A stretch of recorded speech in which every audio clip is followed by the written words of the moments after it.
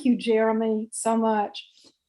So we've rolled through some information about what ACEs are, what PACEs are, some myths about ACEs science, that it's just about the original ACEs, some information about the direct correlation between the dose-specific response to the more ACEs one has, the more challenges one has, and that it's not just about health and mental health, but it's also about risky behaviors, and it's also about employability and relationships, more marriages. So other myths are that the physical and sexual abuse are the worst ACEs. The reality is that the brain, for the most part, doesn't distinguish between different types of ACEs, that we've got so many different types, but to the brain, it's all toxic stress. So the ACE study showed on a population level that it didn't matter. An ACE score of 4 that has divorce and physical abuse, or an incarcerated family member and a depressed family member, has statistically the same outcome as an ACE score that includes living with an alcoholic, verbal abuse, emotional neglect, physical neglect, or again, that it was not, if you took one of those out and put sexual abuse in, it didn't make a difference. They studied, Dr. Folletti said that they studied a whole range of outcomes: emotional, social, financial, biomedical, and if someone had an ACE score of 2 or 4 or 7, it didn't matter how you made the ACE score up. And to them, that was a very much an unexpected surprise. Now, this is not in this presentation, but to me, this is one of the most stunning things, is the timing of the adverse childhood experiences, because as we'll talk about when we are with Dr. Bruce Perry, a child who has the first 2 months of life that are really horrible, where there's not a bond made, a secure attachment, even if the next 12 years of that child's life are great, that child will have a worse outcome than a child who has a great first 2 months and a horrible next 12 years. So we are looking at all of this, early ACEs, ACEs across the lifespan, all the way through, because we know that the whack-a-mole approach to PACEs science, and I missed that, sorry. Let me escape and go back to that. Sorry. Won't work. That it really is going to take in our communities us to look at all of the problems together. That if you have one type of ACE, you're likely to have another type of ACE. A growing segment of the population has 3 or more ACEs. And many people and organizations believe that if you can prevent one type of abuse, like if you can prevent child abuse or domestic violence or child sex abuse or verbal abuse or physical violence, then that type of abuse can disappear given enough time. But we are saying that since families and children with the most problems are dealing with many ACEs, that trying to reduce child sex abuse alone won't address the consequences of the other types of ACEs.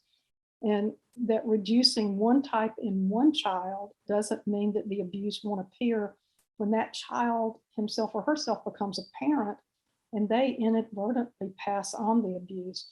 So Dr. Folletti says that although violence can beget violence, it's hardly the only cause of violence, because there are lots of other ways of hurting people.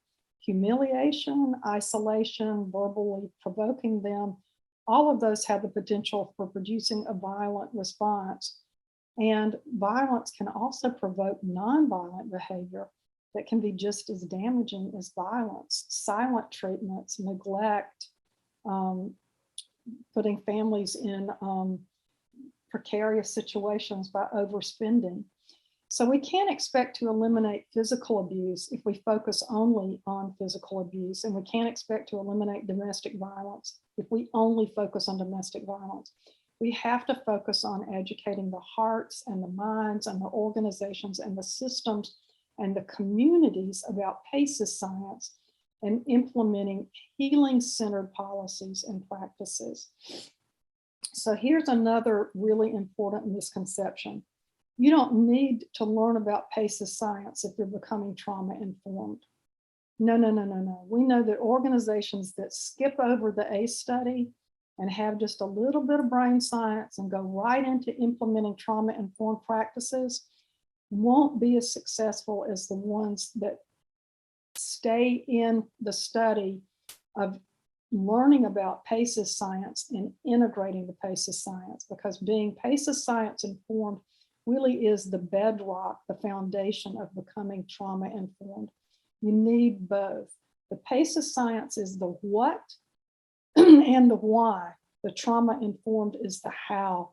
If we only do the how, becoming trauma informed runs the risk of being a fad.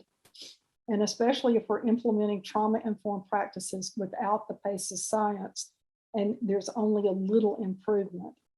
So the progression for understanding this new knowledge usually goes like this. Wow, this is familiar. Oh my goodness, this really explains my life. I wonder how this affects my family and friends. Well, if most people experience ACEs and positive childhood experiences, then that means that most people in my organization have this issue too. So how is this affecting them as they work with me and with their families? And since our systems are based on how we understand human behavior, then do we need to rethink how our systems interact with the people they serve, how we educate them, how they are sent to prison, how they are punished? Some people may be scared when they first learn about PACES science because it may bring up bad memories to the point that they become lost in the memory of the trauma and just can't pay attention. Some people might disassociate. And that's why when we're teaching this to a group, we need to know that this can happen and that it's normal, and give people an opportunity who feel scared or upset to talk with people about what they're feeling. And it's also a reason for giving people this information several times. If someone's recalling a traumatic event, their thinking brain automatically goes offline, or they absorb or remember, they don't absorb or remember much about the presentation. So leaders of organizations sometimes find the knowledge threatening to the point of caution and understanding. If leaders in an organization don't integrate understanding of PACES science into their own lives and their own workplaces, they won't be successful in becoming truly trauma informed. So this is an inside job. Before we want to have work in our communities, we've got to do some work on ourselves, recognize our own ACEs. So we look at this slide of the brain because we're thinking about how the amygdala works. And because the amygdala is the danger sense part of the brain, that if a car comes at you or you hear gunshots or danger appears, your eyes and your ears both send a danger alert to your amygdala. Before this your brain registers the danger, your amygdala assesses this and sends a message to your hypothalamus, and your hypothalamus says to your body to start pumping adrenaline. So you get this burst of energy so that you can go into fight, flight, freeze, or fawn. Your heartbeat may accelerate. It'll push your blood to your muscles and vital organs.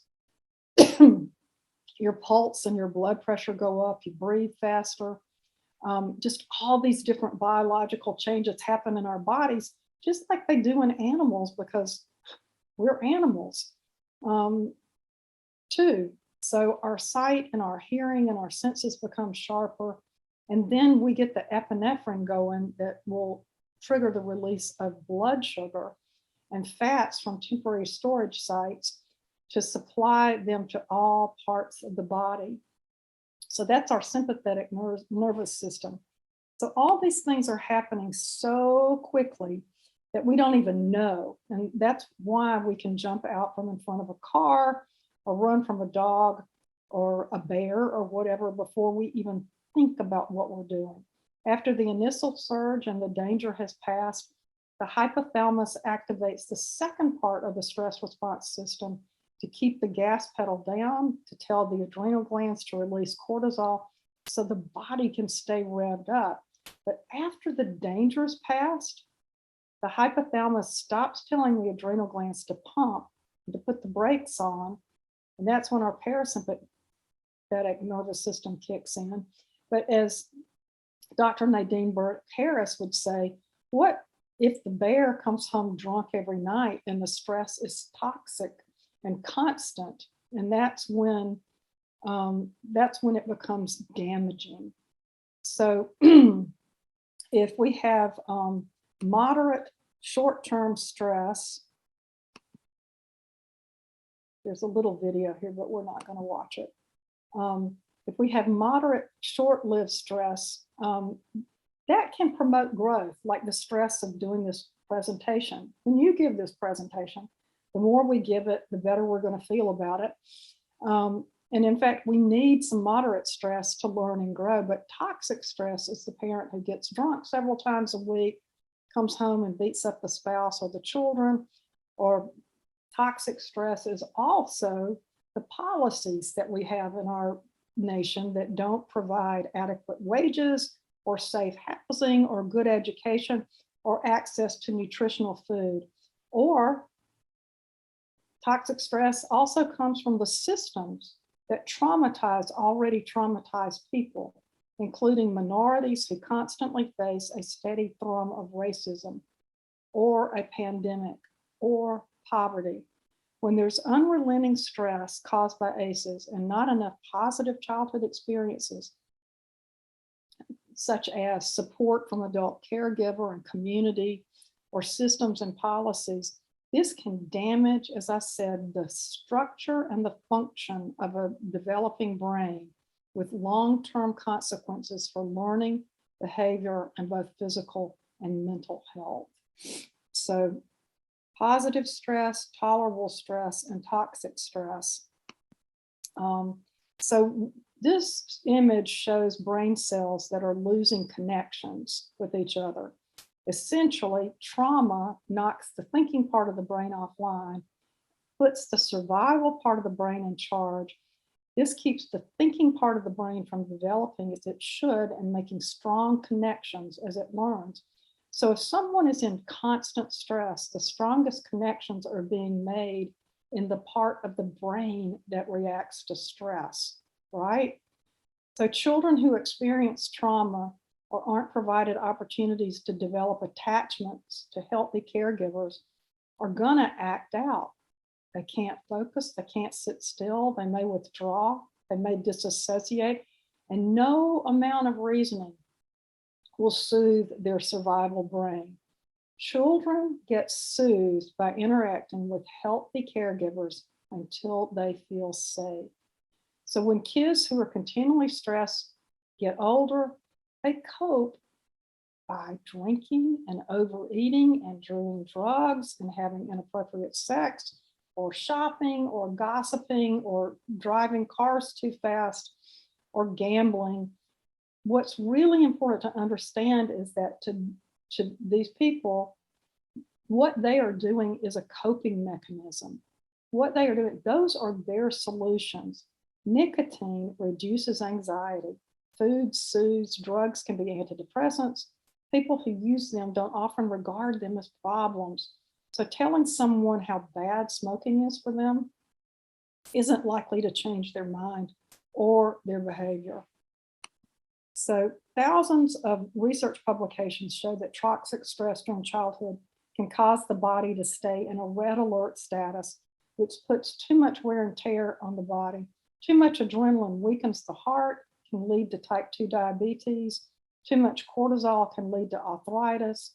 gastrointestinal diseases, it can shrink lymph nodes. Too little cortisol, which also regulates our immune response, can cause our immune system to attack parts of our bodies.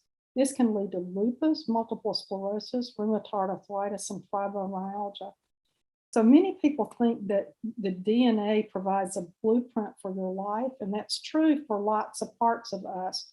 But our genetics are more complicated than that, because on top of the genome, there's an epigenome, and it turns the genes on and off, depending on what's happening in their environment. So if you grew up in a war zone, you would have to stay alert all the time. So the genes that would regulate your staying alert are turned on for as long as you live in that war zone. But if you move out of the war zone to a safe place,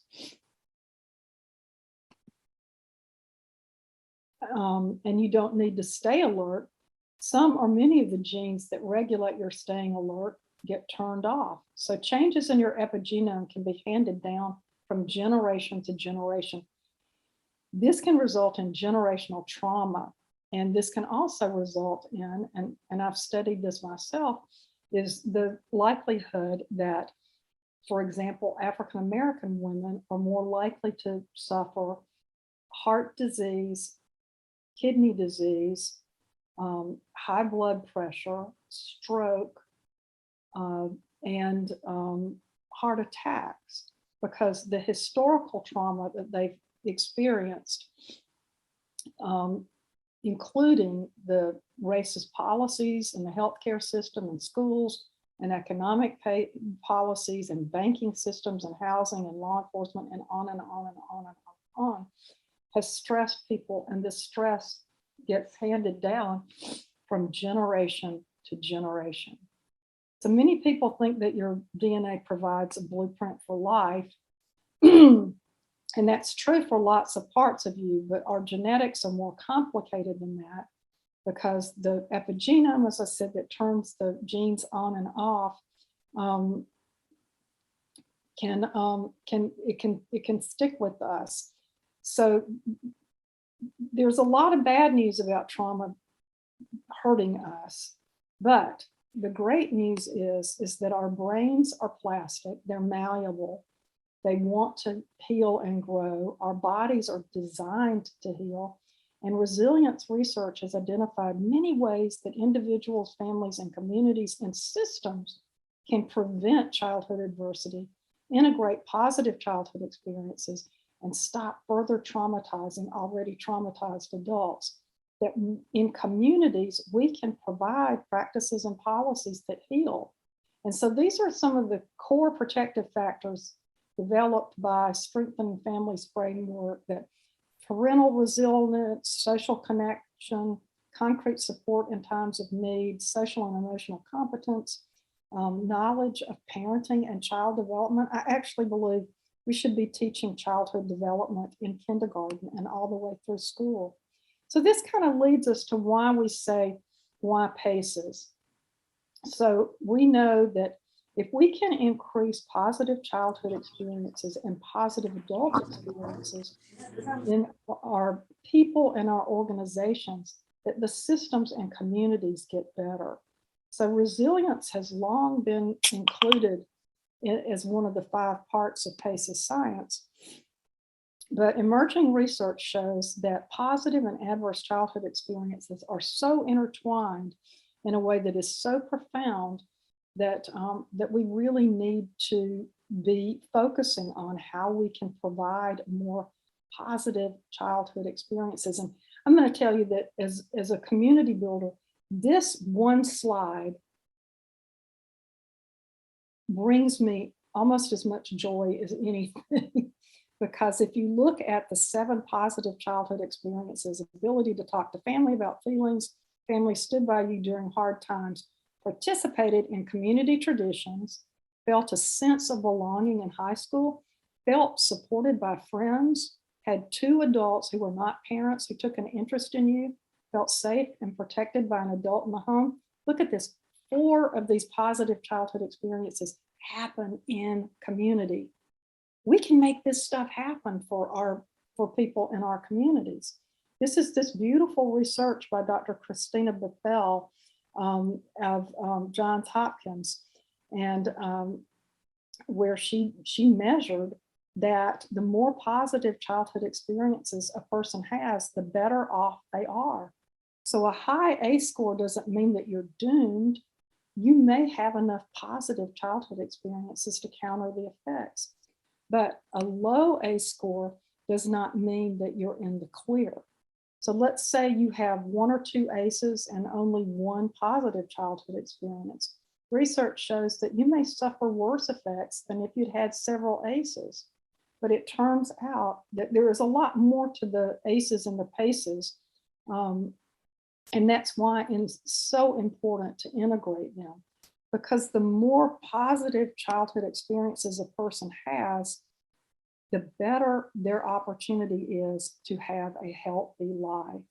But only focusing on positive childhood experiences without acknowledging the ACEs can keep you from flourishing, because people who resist negative emotions, they're more likely to experience mental health problems.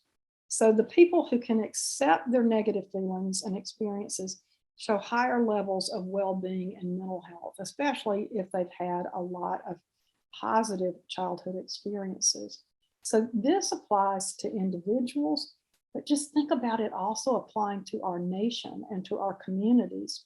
So as we're addressing racism and white privilege in this country, many people say, okay, we acknowledge slavery, now let's move on. But slavery and its aftermath, such as the Jim Crow era, still affects so many parts of our society, our policies, our laws, and our norms and our culture, that if we are to heal as a nation, we've got to do this. We've got to accept our negative feelings. We've got to acknowledge all of the generational legacies of slavery so that we can develop an equitable and just society in which power is shared. So our ongoing goal throughout our lives, through its ups and downs, is to flourish. And by flourishing, we can learn skills that emerge from our understanding of our childhood experiences, and which begins with accepting the impacts of both the negative and the positive experiences. There's a whole lot more to this, and there'll be a whole lot more coming out about this as time goes on. But as we pointed out earlier, it's critical that organizations also look at their own ACEs and their burden of ACEs, so that as an organization looks and sees how many people with an ACE score of 4 or more are in its makeup, by having staff members do an ACE study and a positive childhood experiences study anonymously. This all has to happen anonymously. We can find out better ways to support each other.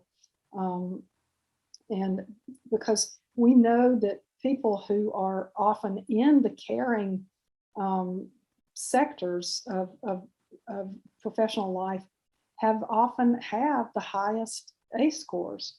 So that tells us that we need to provide more supports. So again, we thank you for being able to look at these 3 realms of ACEs, to be able to look at all the different factors that go into what we can do to help our communities, our families, and ourselves advance the PACES science movement to head into a world where we are facing our environmental dangers, our community threats, and the threats inside the home as well. That we are looking at equality and equity, because people mix those words up and it's not the same. Equity is our giving everybody a fair shake, a hand up if they have not had that. So we have some work to do in this area in the United States of America, obviously. The Nadine Burke-Harris video is a part of this presentation. I'm not going to show it now because it's 18 minutes, and how much more time do we have left, Bill? So as I said, it's critical that organizations examine their own paces, that we look at our own, that leadership looks at it. And we need to look at ACEs across the lifespan, because we've got to look at children, but we also need to look at how parents pass their paces on to children, and how we can integrate all of this across all sectors. But some great news is that there's so much attention being put on all of this, that we know that we're looking at ACEs across all socioeconomic areas, because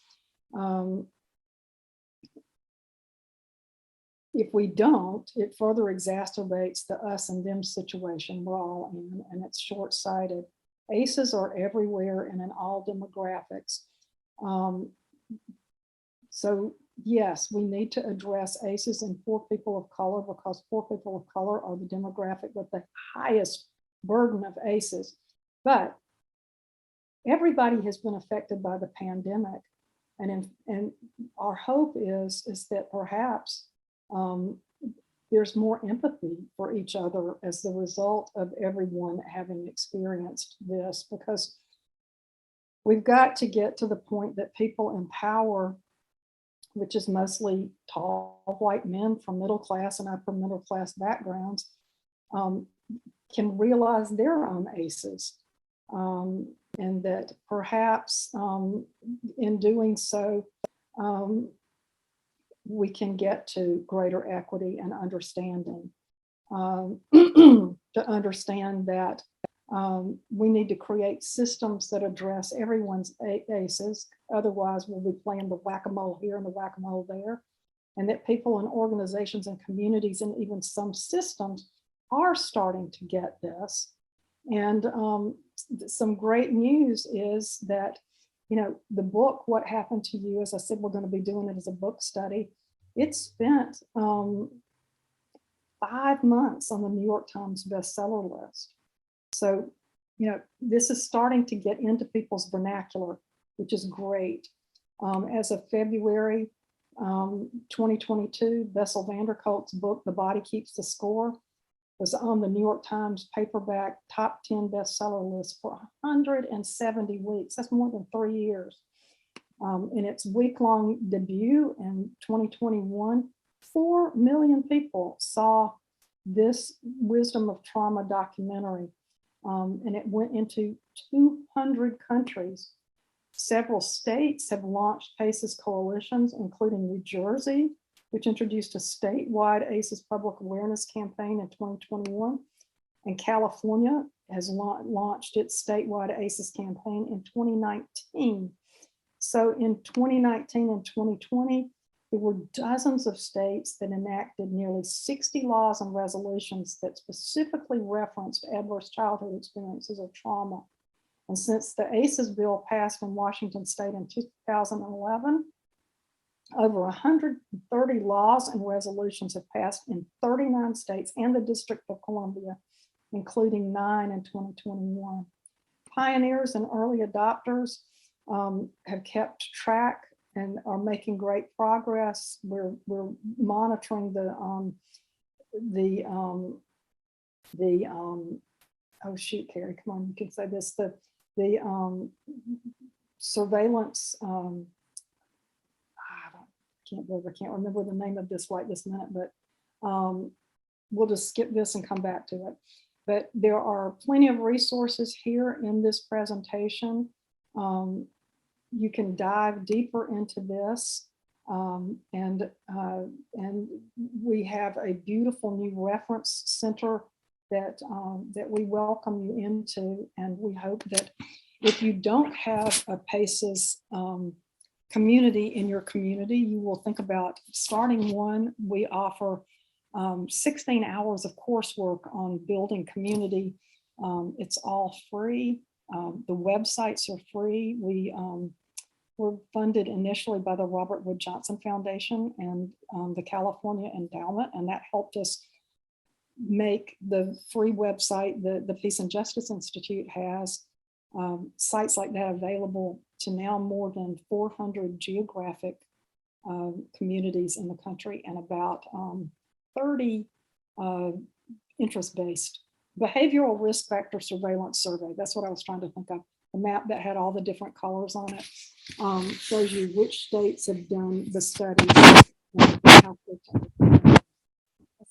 Ronnie, thank you for your patience. I know you have a question. I'd love to answer it. Yeah, thank you, Carey. I know we have just a few minutes, but I just make a quick comment and a question. The comment is that as I mentioned yesterday in some of my discussion points, you know, I think what your data and what you were talking about really does reinforce the basic concept that absence of the positive is a greater influence than presence of the negative, implying that you know, we are talking rightly so about ACEs and you know, and its epidemiological basis, but I think that unfortunately it is still a remnant of our prior model of what we call pathogenesis, which is how all of medicine and public health works. It essentially identifies the problem, the risk factors, the triggers, and then goes to solve them. Whereas salutogenesis, the antonym of it, is really talking about creating health. And the work of Antonovsky that I mentioned really does speak about how important it is for the positive, for us to stress the positive, not ignore the negative, but stress the positive.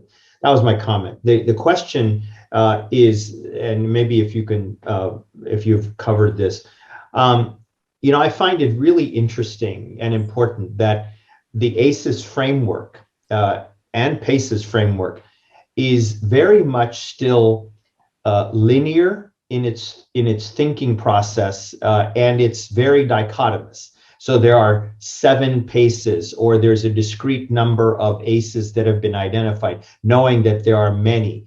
But really, the more organic way I think we should think about it, and I was going to ask you if you know anything about where the research is going. This is not a discontinuous thing. This is a continuous thing. And so there may be various cumulative factors of very subtle adverse experiences over the course of X number of years, right? That occur and that can be predictive of abnormal, you know, abnormalities and pathology in the future. But I would even say, what about the adult? The adverse adult experiences, right? There's this, you know, sort of thinking that, oh, well, it happens in childhood, but we know from brain plasticity that current trauma, right, and minor levels of trauma. So I think where I'm going with this is that it seems to me that the entire model has to be questioned again for evolution. So it was a question if you happen to know if people are thinking about continuity. Well, I know that we say, and I truly believe that this is not a quick fix. This is a multi-generational endeavor, and it's going to take a couple of generations for this to hit a tipping point.